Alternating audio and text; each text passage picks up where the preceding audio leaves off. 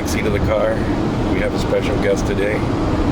We are in the Denver, Colorado area. We're not exactly in Denver, probably 20 minutes from the city. We're staying in a little town called Westminster. I always forget the name of the town. We're here visiting Antonio. It's the third time I put the camera on him, maybe fourth. He's a little shy. We'll get him on camera eventually.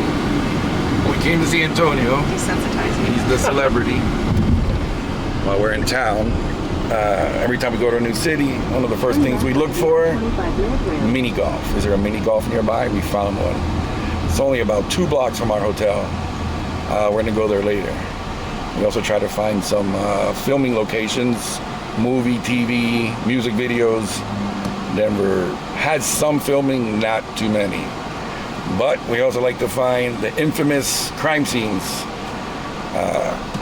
I enjoy the true crime, finding the locations where things happen. And like we said earlier, in Denver, there are quite a few crazy crime stories that have happened. First one way back that I can remember was the school shooting in Littleton, which is probably the first one I remember of a kid at the school bringing a gun. I will not cover that one. That's a crazy story. What was in the next order? Only about 25 minutes from our hotel is the Ramsey house, where John Benet Ramsey, still to this day, it's unsolved how she died on Christmas Eve. Her family home is sold. Someone else lives in it now. It's only about 25 minutes away. I know there's a few that I'm missing, but we're on our way to the Watts house, the Chris Watts. I guess there was a murder there. His wife, Shannan, lived in the house with them with the 2 little girls, Cece and Bella. We're gonna visit the house, which currently I believe is for sale. It'd be cool if we could go inside, but I don't think that's gonna happen. We're just gonna swing by, talk a little bit about the case when we get there. There's a few other locations from that story I'll try to visit while we're here. But I think Google Maps says we're like 20 minutes away. All right, it was just over a 30-minute drive from the hotel. I'm right outside the Watts house. Everything played out. Turn the camera around. Here's the house. It's currently for sale. There's all kind of signs out front. I'm not gonna stay too long. I'm sure these neighbors have had a lot of looky-loos like me coming around, covering. Nate's not home, but the truck's not there. That's the guy that we saw in the police body cam video. He had cameras pointing this way where you could see that Chris Watts backed up his truck and loaded something up around 5 in the morning. He claims that that day he took all his tools for workout so they wouldn't get stolen.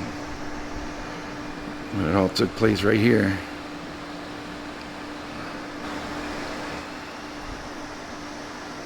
So Chris and Shannan met online when she moved to North Carolina, near where he lived. He sent her a Facebook friend request, and that's where they started communicating. They got married in what year? 2012. 2012. Wound up moving here. They were married, had the 2 little girls. From all the videos that you see, because she took a lot of home videos, all the friends and family would tell you the guy was a good husband and great dad. He just loved those kids. He adored them. You could see it in the videos and the documentary that we saw on Netflix. What causes someone, I don't know, have an affair? Like everyone says, why not just get divorced? How can you go from being that just super great, loving dad to doing what he did to those kids?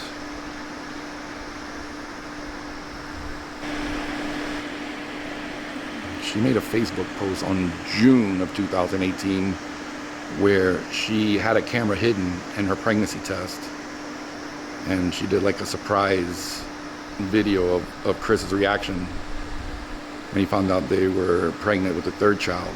They were gonna have a little boy. His name would have been Nico, and you can see in the video he genuinely looks happy. And it wasn't long after that he met Nicole at work. And it's a long, I'm not going to repeat the story that everybody's already told. This video, it's a lot of YouTube videos out there. People know the story, but how they met at work, started communicating. All their text messages are out there for the public to see. They started getting more flirtatious. Eventually, Their first date, they went to like a car museum, a Shelby car museum. Then on the day that Shannan was coming back from a business trip, was it August 13th? August 13th, she came back. Yeah, on August 13th of 2018, Chris got a nanny to come and watch the kids here. He said he was going to a baseball game, a Rockies game with his buddies.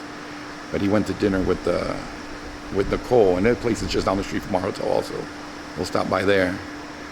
And it was later that night in the early morning hours, like 2:30-ish in the morning, that the camera's probably still there. You see Shannan come home. Her friend dropped her off. I don't know if their cameras are still there. Yeah, the camera's still right there on the door. You see her walking up with her bags. And sometime in that morning, later in that morning, between the time she came home at 2-something in the morning and 5:30, where Nate's cameras next door record him loading up his truck, is where he killed her. Crazy.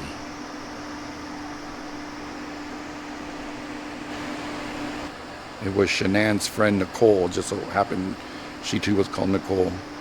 Was the one that broke this case open. The day after Shannan arrived from her trip, work-related trip, she was supposed to have a doctor's appointment, and her friend Nicole was supposed to meet her there, and she didn't show up, so she knew something was wrong.